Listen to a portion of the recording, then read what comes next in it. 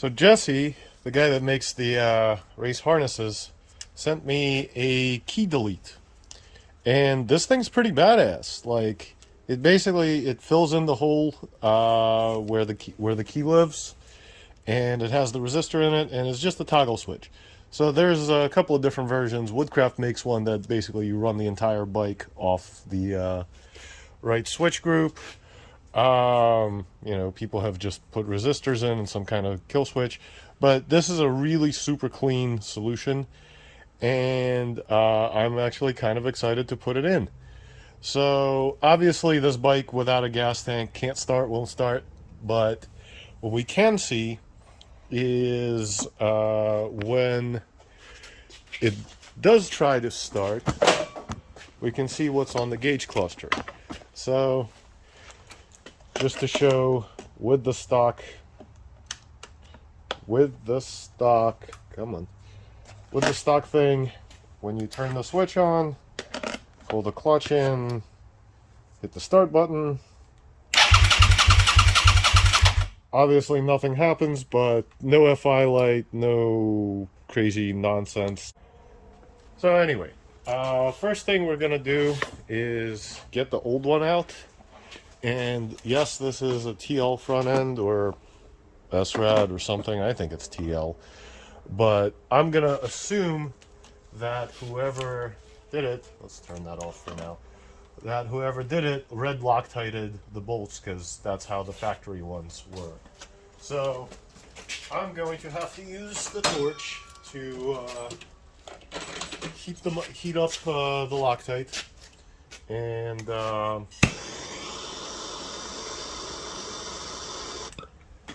keep an eye out that you're not torching anything important. Don't set things on fire.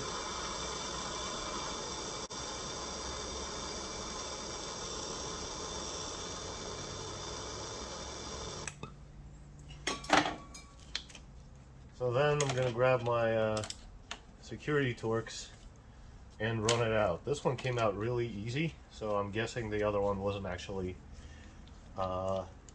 they weren't actually Loctited, so hopefully I don't strip out the hardware. Yeah, so turns really easily. Now, if you find this at all difficult, get the torch, heat up the triple, melt the Loctite, because you're gonna break the Torx bit, or you're gonna strip the head on the bolt before beating the Loctite. So now we have the ignition barrel comes out, and then we get to have a bit of fun with trying to remove the connector on it. So the easiest way I found is starting with removing the radiator. Well, not removing, but getting it out of the way. So 2 bolts from this side, swing it down so it's out of the way.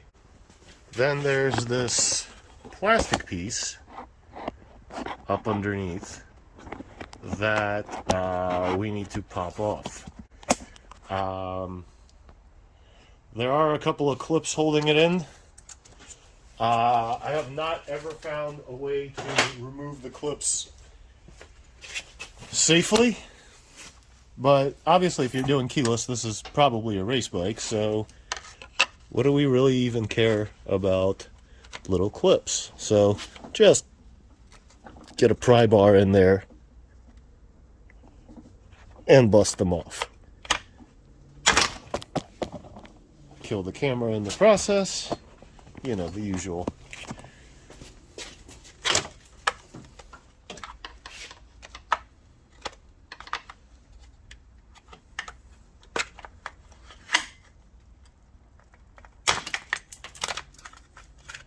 So anyway, this guy comes down. You can use any clips to set it back afterwards. Doesn't really matter. All the Pep Boys AutoZone style ones work just fine. So now we can see our green connector, and in all their wisdom, the way Suzuki did this is it's all wrapped up on itself. So the wire from the ignition kind of goes around, loops over the cross member here, and then hooks in underneath. So what we should be able to do is pull up on this little green tab.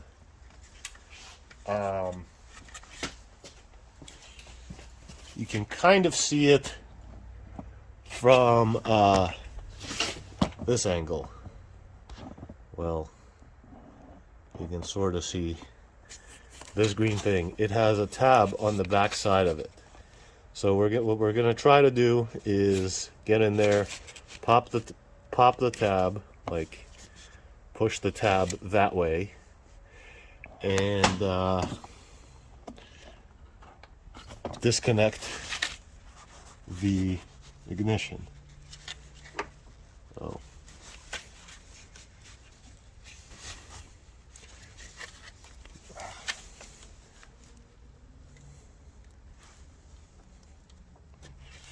So there's the green connector. Look for burnt prongs. Green connector of death is a real thing. And then you can snake it out through the frame opening. So it's going to come out this frame opening. Give it some shake. And oh, I guess it's zip tied to the right control pod. Okay, well, we can cut zip ties. Cutting zip ties is a thing that is possible, I think.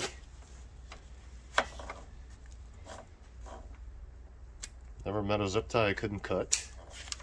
So, at that point, I have the ignition barrel out, and we can move on to actually doing the fun bit. New switch has a plastic nut on the bottom, so we can put it down,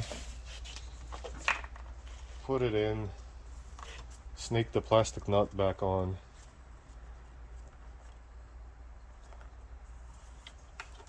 and then tighten it down. Actually, before I do that, I want to see something.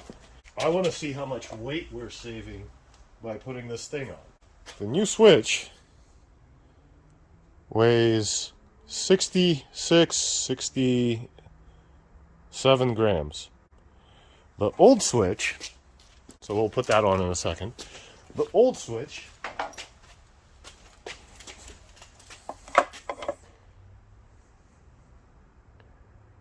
$316 7, 8, 9 grams. So this thing is almost a pound. For those that like to speak furlong per foot measurement systems. So saving quite a bit of weight. 300 grams basically. Anyway, so putting it on, it's got a plastic nut on it. So comes up from the top, goes down into the hole. It's got a really nice little rubber cushion, so it seats really kind of firmly and flush.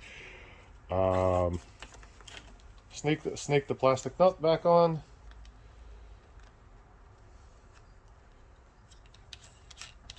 Tighten it down.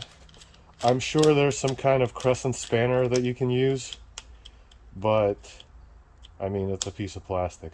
We can just hand tighten it. It's not going anywhere. So it looks really, really nice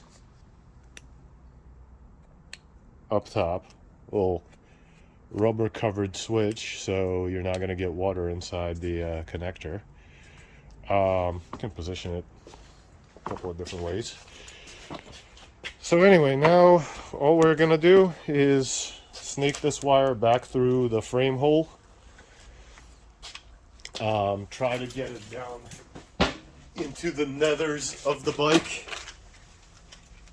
Catch it on this side, and then plug it back into the green connector. So that's what we're gonna do. Just the same as an OEM connector. It clicks right in. So let's see what this looks like now with the switch instead of the ignition. So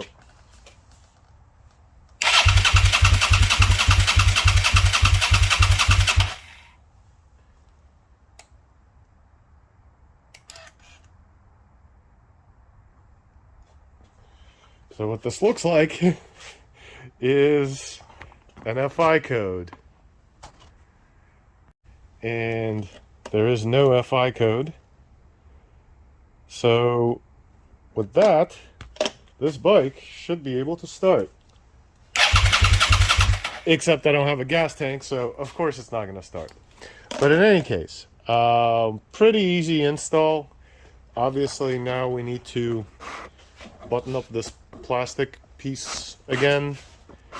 Put it back in with whatever clips, or just delete it if you're a race bike. You probably don't care that much. Then I need to remount the radiator. But yeah, really quick, really clean install. I really like this switch.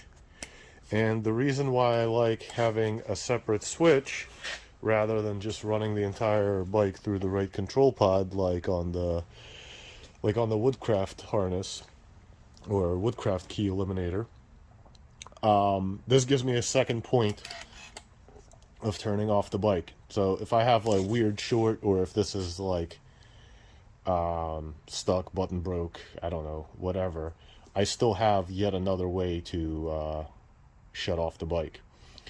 The other thing that this lets me do is it lets me